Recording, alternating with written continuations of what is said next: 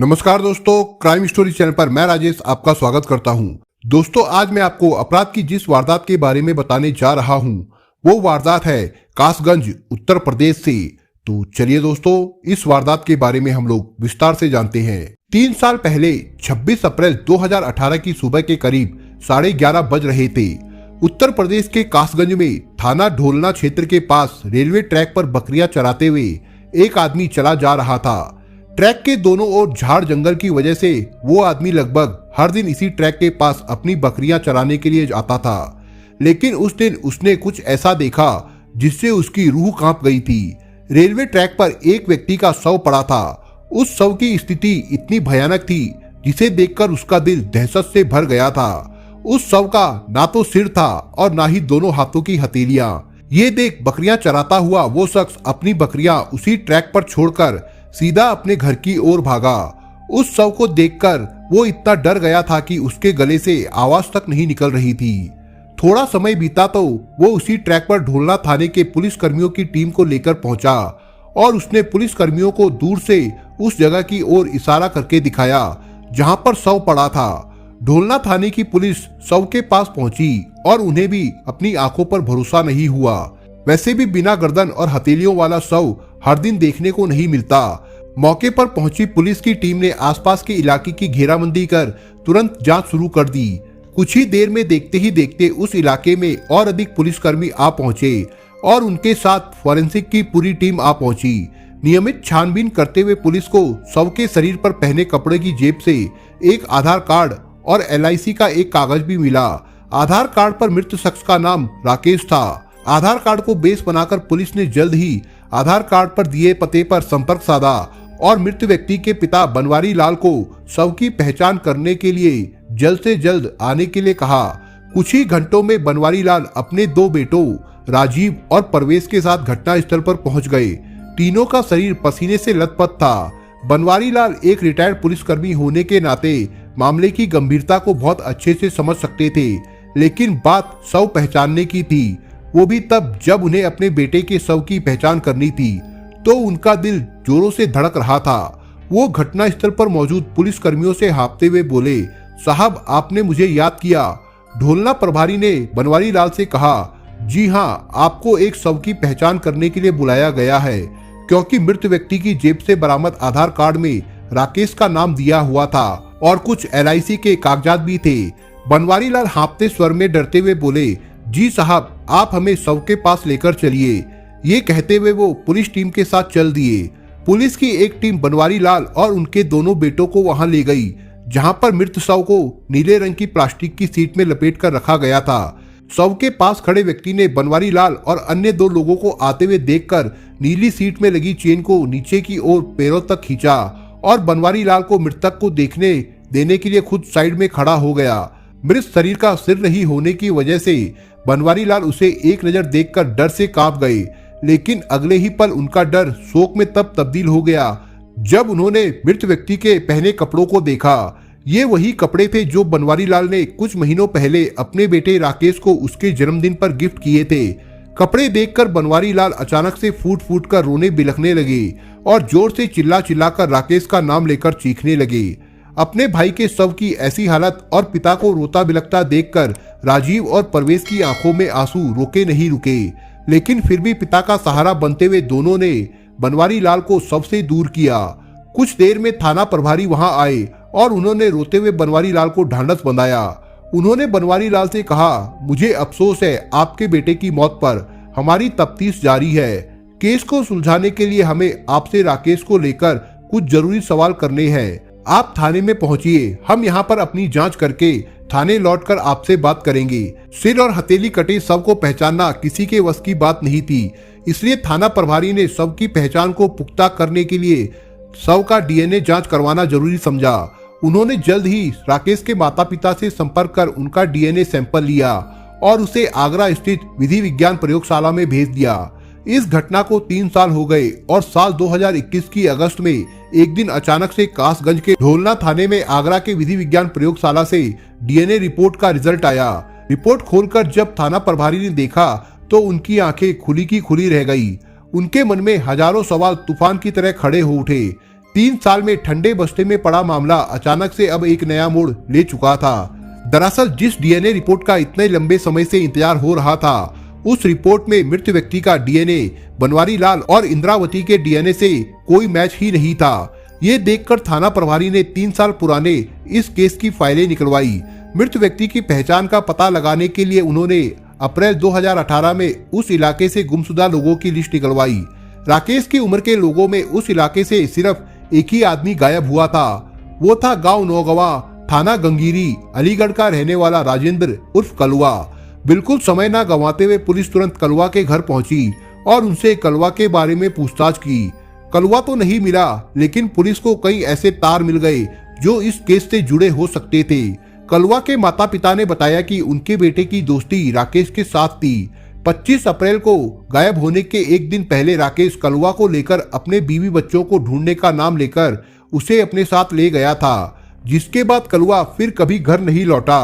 कलवा के माँ बाप से उनका डीएनए का सैंपल लेकर पुलिस ने फिर से आगरा स्थित विधि विज्ञान प्रयोगशाला भेज दिया। इस बार डीएनए की रिपोर्ट जल्दी ही आ गई। रिपोर्ट से ये साफ हो गया था कि 3 साल पहले रेलवे ट्रैक पर मरने वाला व्यक्ति राकेश नहीं बल्कि राजेंद्र उर्फ कलवा था, क्योंकि डीएनए के सैंपल कलवा के माँ बाप से मिल गए थे। पूरे मामले में कुछ इस तरह से मोड़ आना किसी को भी अपना सिर पकड़ने पर मजबूर कर सकता था, जो कि थाना प्रभारी ने किया भी। थाना प्रभारी ने 3 साल पहले अपने मन में उठने वाले सवालों को एक बार फिर से महसूस किया। उन्हें अचानक से वो सवाल याद आया कि सिर कटे शव को देखकर बनवारी लाल ने एक पल में कैसे पहचान लिया कि ये शव उनके बेटे का है। कलवा से किसकी कैसी दुश्मनी हो सकती थी? इसके अलावा इसी तरह के और भी कई सवाल थाना प्रभारी के मन में उठने लगे थे। इन सभी सवालों को ढूंढने के लिए पुलिस की टीम ने तत्परता से काम करना शुरू कर दिया। अगस्त के आखिरी दिनों तक पुलिस ने इस मामले की छानबीन के लिए प्रदेश में अपने मुखबिरों को सतर्क कर दिया था। इसी दौरान 31 अगस्त 2021 के दिन पुलिस के एक ऐसे ही मुखबिर ने बताया कि वे जिस व्यक्ति की तलाश कर रहे हैं उसे उत्तर प्रदेश के ग्रेटर नोएडा से 10 किलोमीटर दूर बिसरक गांव में देखा गया है। ये व्यक्ति खुद राकेश ही था। ढोलना पुलिस बिना किसी देरी के मुखबिर की दी हुई सूचना पर बिसरक गांव जाने के लिए निकल पड़ी। उसी बीच ढोलना थाना प्रभारी ने बिसरक थाने की पुलिस को इसकी सूचना दी। करीब 2 घंटे बाद मुखबिर के बताए हुए पते पर छापा मारकर पुलिस की टीम ने दिलीप शर्मा नाम के एक शख्स को पकड़ लिया, जिसका हुलिया काफी हद तक राकेश की तरह था। दिलीप नाम का ये शख्स इलाके में प्रेमिका रूबी के घर में मौजूद था और वे दोनों कमरे में बंद होकर एक दूसरे के साथ प्रेम प्रसंग में लीन थे।